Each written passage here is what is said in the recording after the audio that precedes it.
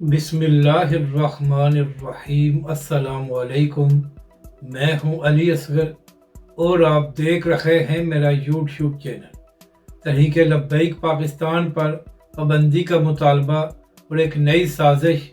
इस वीडियो में हम इसी के मुतालिक बात करेंगे, मगर इससे पहले नाज़रीन इकराम, अगर आपने अभी तक हमारे इस चैनल को सब्सक्राइब नहीं किया तो सब्सक्राइब कर लें ताकि आप हमारी मज़ीद वीडियोस को भी देख सकें। और अगर नाज़रीन इकराम आपको ये वीडियो अच्छी लगे तो इसे लाइक और शेयर ज़रूर करें और कमेंट्स के ज़रिए अपनी राय का भी इजहार करें। तो नाज़रीन इकराम, मामला ये है कि पिछले साल इंतखाबात से पहले PTI को दीवार के साथ लगाया गया और यहाँ तक कि इलेक्शन से पहले PTI से उनका इंतखाबी निशान भी छीन लिया गया। मगर नाज़रीन कराम, ये सब कुछ करने के बावजूद पाकिस्तान की अवाम और ख़ास तौर पर पंजाब की अवाम ने नून लीग को मुस्तरद कर दिया। और यहाँ तक कि कुछ सहाफ़ी तो ये भी दावा करते हैं कि नवाज शरीफ साहब शायद अपनी सीट भी हार गए थे। यानी कि नाज़रीन कराम, पूरा जोर लगाया गया मगर इसके बावजूद पंजाब की अवाम ने नून लीग को मुस्तरद कर दिया है। तो नाज़रीन कराम, अगर PTI के लिए मुश्किलात पैदा होंगी और PTI दीवार के साथ लगी होगी तो उसके बाद पंजाब में एक ही जमात है जिसका नाम तहरीक लब्बैक पाकिस्तान है, जिसको अवाम मानती है और जिसके कहने पर अवाम बाहर आ जाती है।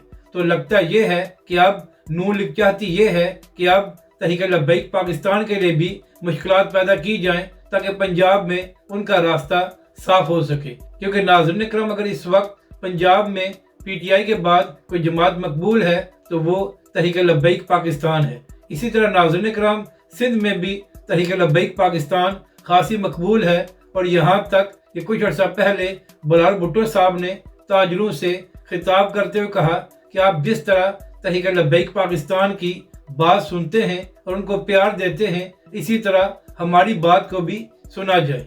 यानी कि नाज़रीन कराम, दोनों बड़ी जमातों को ये नजर आ रहा है कि पंजाब और सिंध में, यानी कि नाज़रीन कराम, दोनों बड़ी जमातों को ये नजर आ रहा है कि पंजाब और सिंध में PTI के बाद अगर कोई मकबूल जमात है तो वो तहरीक लब्बैक पाकिस्तान है। तो यही वजह है कि अब तहरीक लब्बैक पाकिस्तान के लिए भी मुश्किलात पैदा करने की कोशिश की जा रही है।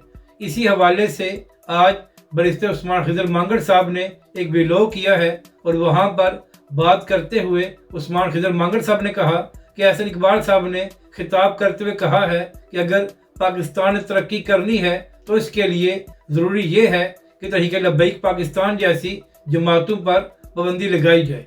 यानी कि नाज़रीन कराम, हुकूमती वज़ीर की जानिब से ये बात की गई है। हालांकि तहरीक लब्बैक पाकिस्तान तो आइन और कानून के तहत अपना काम कर ही है और जिस तरह तहरीक लब्बैक पाकिस्तान जलसे करती है या रैलियाँ निकालती है, इसकी इजाज़त पाकिस्तान का आइन भी देता है। मगर इसके बावजूद एहसन इकबाल साहब ने ऐसी बात की है। तो एहसन इकबाल साहब, तहरीक लब्बैक पाकिस्तान के हवाले से बात करने से पहले आप अपने गिरबान में झांकें तो आपको मालूम होगा कि आपकी ही हुकूमत के दौरान मॉडल टाउन में 14 लोगों को बेगुनाह शहीद किया गया था और आज तक उनको इंसाफ नहीं मिला।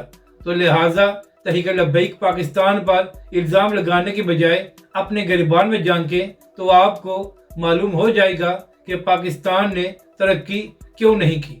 एहसन इकबाल साहब, पाकिस्तान उस वक्त तरक्की करेगा कि जब पाकिस्तानी अवाम के वोट को इज्जत दी जाएगी और जिसको भी अवाम वोट देगी वही हुकूमत बनाएगी। ऐसा नहीं हो सकता कि अवाम किसी और को वोट दें और ज़बरदस्ती किसी और को हुकूमत में बैठा दिया जाए और उसके बाद आप ये सोचें कि पाकिस्तान तरक्की करेगा। जब तक मेरिट पर फैसले नहीं होंगे तो पाकिस्तान तरक्की किस तरह करेगा।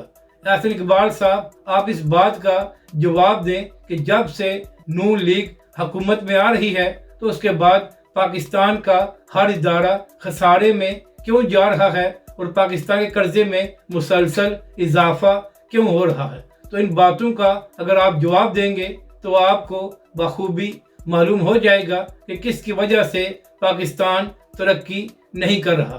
तहरीक लब्बैक पाकिस्तान ने आज तक कानून या आइन के खिलाफ कोई बात नहीं की تو آپ کس طرح ایک بڑی سیاسی جماعت پر پابندی کا مطالبہ کر سکتے ہیں؟ اسی طرح ناظرین کرام، چند دن قبل بلال بھٹو صاحب نے بھی ایک خطاب کیا تھا، مگر وہاں پر انہوں نے تحریک لبیک کے حوالے سے بات تو نہیں کی اور نہ ہی تحریک لبیک کا نام لیا، مگر جو باتیں بلال بھٹو صاحب کر رہے تھے تو اس سے اندازہ یہی ہو رہا تھا کہ وہ تحریک لبیک کی طرف ہی اشارہ کر رہے ہیں۔ تو ناظرین کرام، اس کی ایک ہی وجہ ہے کہ تحریک لبیک پاکستان، پنجاب اور سندھ سمیت پورے ملک میں مقبول ہو رہی ہے، اور یہی بات بڑی جماعتوں کو ہضم نہیں ہو رہی، جبکہ دوسری جانب پی ٹی آئی کی جانب سے یہ اعلان کیا گیا ہے کہ وہ بہت جلد ایک کانفرنس بلانے جا رہے ہیں جہاں پر تمام جماعتوں کو مدعو کیا جائے گا اور وہاں پر بلوچستان سمیت تمام مسائل پر بات کی جائے گی۔ اور ناظرین کرام، اس کے ساتھ ساتھ پی ٹی آئی کی جانب سے یہ بھی اعلان کیا گیا ہے کہ وہ رمضان کے بعد ایک بڑی تحریک چلائیں گے۔ تو اب دیکھنا یہ ہے کہ کیا رمضان کے بعد پی ٹی آئی کوئی بڑی تحریک چلانے میں کامیاب ہوتی ہے یا نہیں، اور کب تک عمران خان صاحب کو کوئی ریلیف ملتا ہے، کیونکہ ناظرین کرام، پہلے تو پی ٹی آئی کا سارا دار و مدار اس بات پر تھا کہ جب امریکہ میں نئی حکومت آئے گی تو اس کے بعد عمران خان صاحب اور پی ٹی آئی کے لیے آسانیاں پیدا ہو جائیں گی، مگر ابھی تک پی ٹی آئی یا عمران خان کو کوئی ریلیف نہیں ملا، اور نہ ہی لگتا یہ ہے کہ حکومت پر کوئی دباؤ آیا ہے۔ تو دیکھنا یہ ہے کہ رمضان کے بعد کیا سیاسی ماحول بنتا ہے اور کیا عمران خان صاحب اور پی ٹی آئی کو اس سے کوئی فائدہ ہوتا ہے یا نہیں۔ اگر آپ کو یہ ویڈیو اچھی لگے تو اسے لائک اور شیئر ضرور کریں، اور کمنٹس کے ذریعے اپنی رائے کا بھی اظہار کریں۔